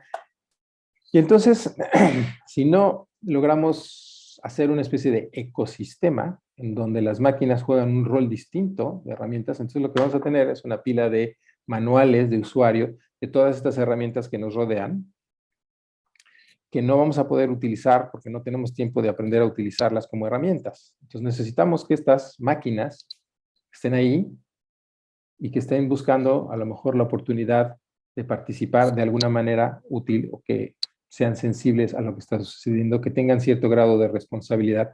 Y este tipo de cosas se puede lograr, o al menos esta es una de las grandes hipótesis, si tú tienes una máquina que está concebida como una máquina creativa, en el sentido que puse, ¿no?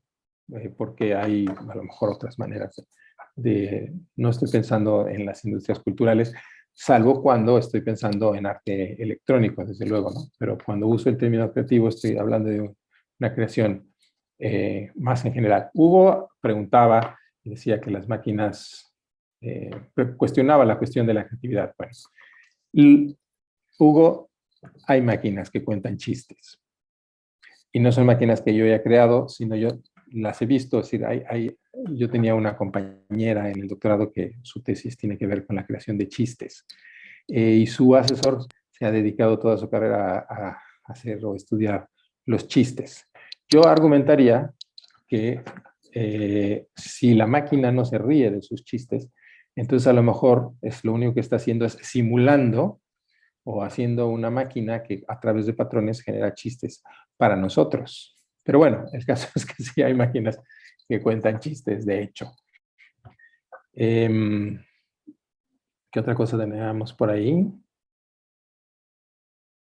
Futuro, la emoción, MADIC, herramientas. Bueno, las máquinas, sí, no sé si todas las máquinas se ven como herramientas, pero, por ejemplo, ¿ustedes qué pensarían de la máquina esta Alexa? ¿Ustedes consideran que es una herramienta? O sea, si la tienen ahí en su casa y le dicen, prende las luces, tócame la quinta sinfonía de Beethoven, etcétera, ¿ustedes creen que es una herramienta? Sobre todo si puede hacer estas cosas de hacerte reír o contarte chistes o espontáneamente decir algo que no esperabas. Bueno, a lo mejor ese es un ejemplo de una máquina que ya no es, empieza, y se llama un asistente además, un asistente personal. Es interesante pensarlo.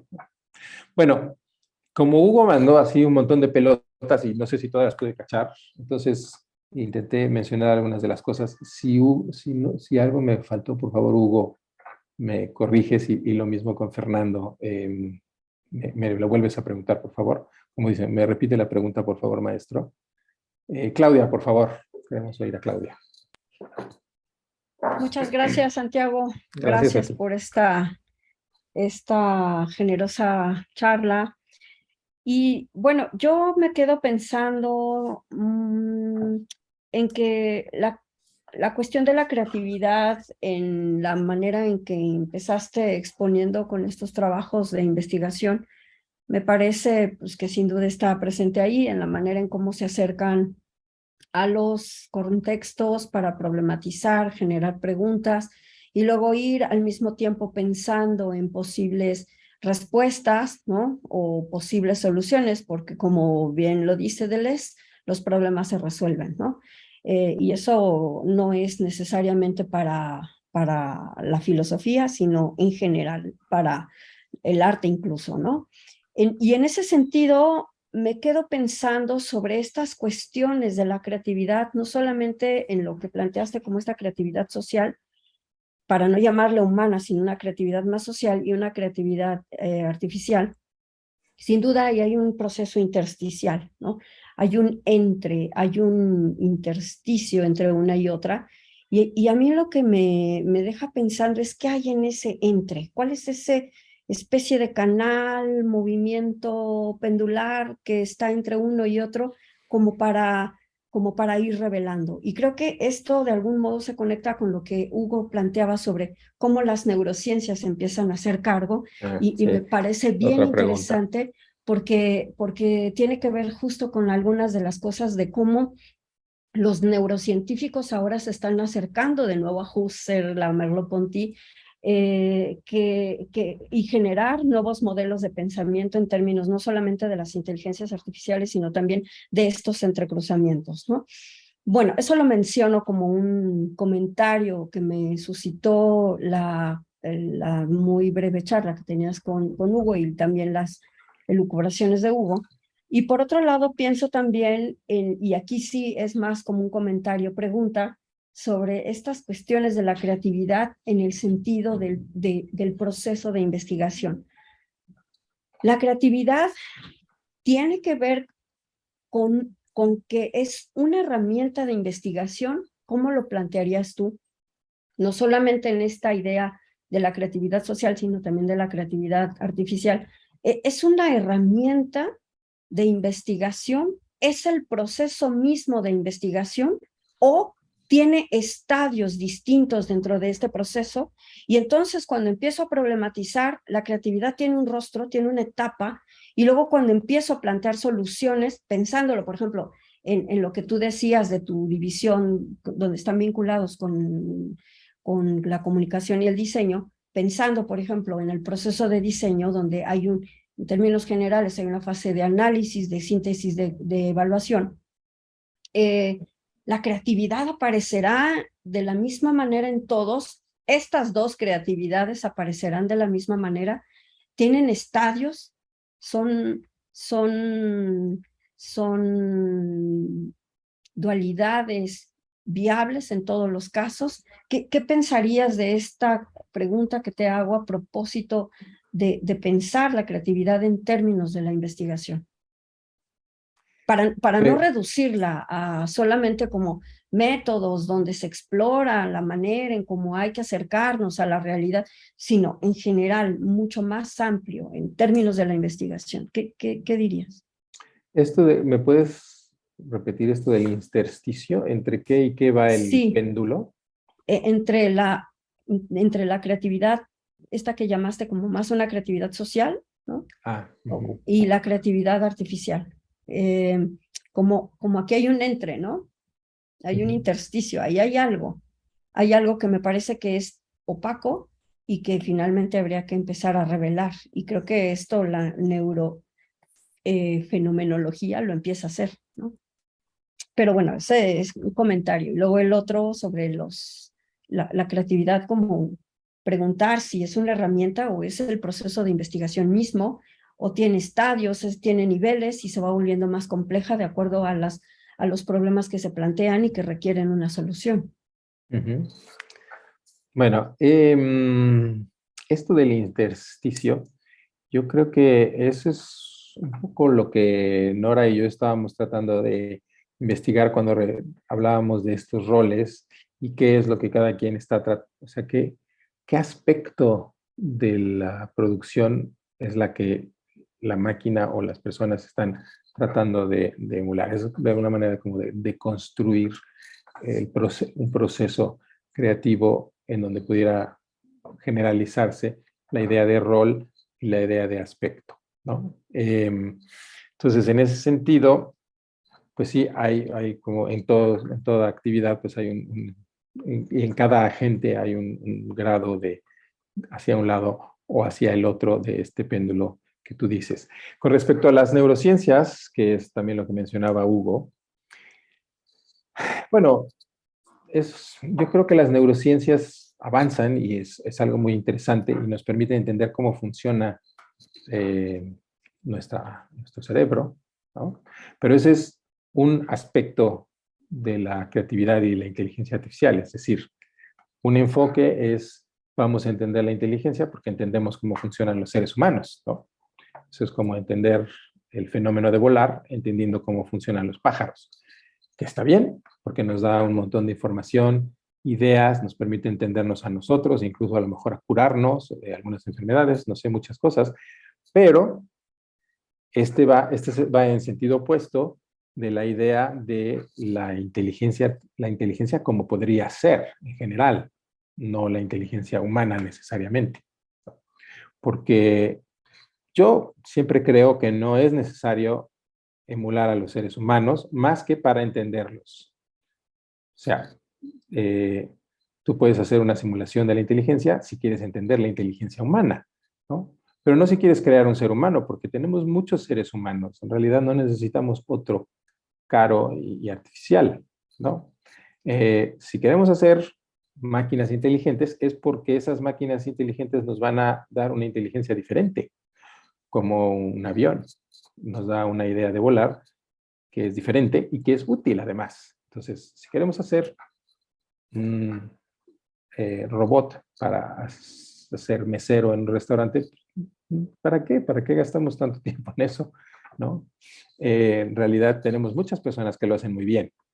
Pero bueno, no voy a mencionar, pero hay muchos ejemplos de cosas que puede hacer un robot que nosotros no podríamos hacer y que sería interesante explorar un tipo de inteligencia. Además, la inteligencia, pues, es una cuestión como también es un poco es contextual, ¿no? Porque si tú tomas una persona del siglo XIX y la pones en el siglo XXI y la metes dentro de un cajero automático, esa persona va a pensar que el cajero automático es inteligente.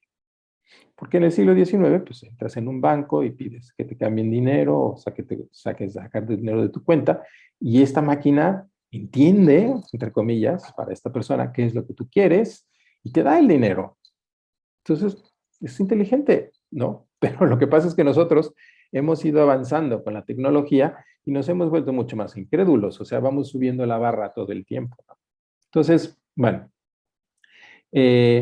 son ciertamente dos aspectos en este intersticio que va hacia las neurociencias, que a mí no las estoy descartando, me parece algo muy interesante conocernos, ¿no?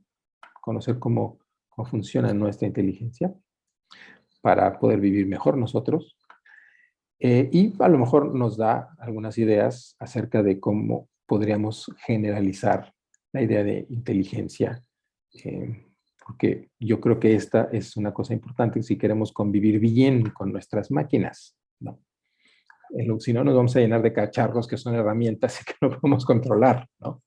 Entonces, así es como yo veo el intersticio. Yo sé que tú ves ahí un trasfondo teórico interesante, pero a lo mejor no puedo yo contestarte al respecto, ¿no?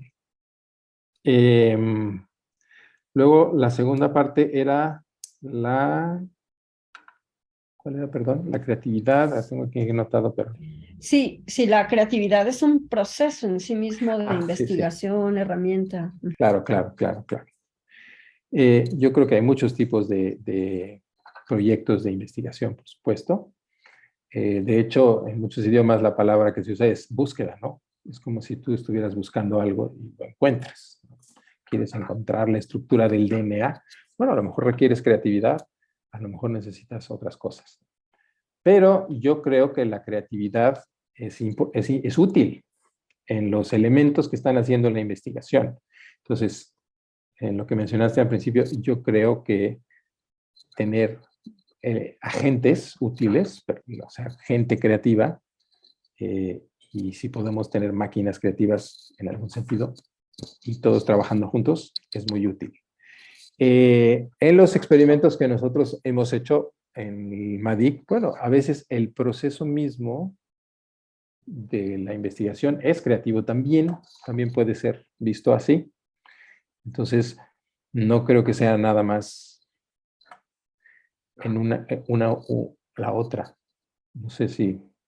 Pero así de general, como tratar de definirlo en un esquema, no es algo que yo haya hecho hasta ahora. Nada más te estoy diciendo en función de la experiencia que yo he tenido, ¿no?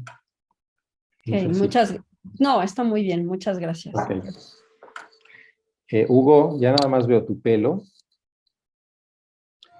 De todas las cosas que preguntaste, que he estado tratando de responder, ¿tienes alguna que no haya respondido o alguna otra?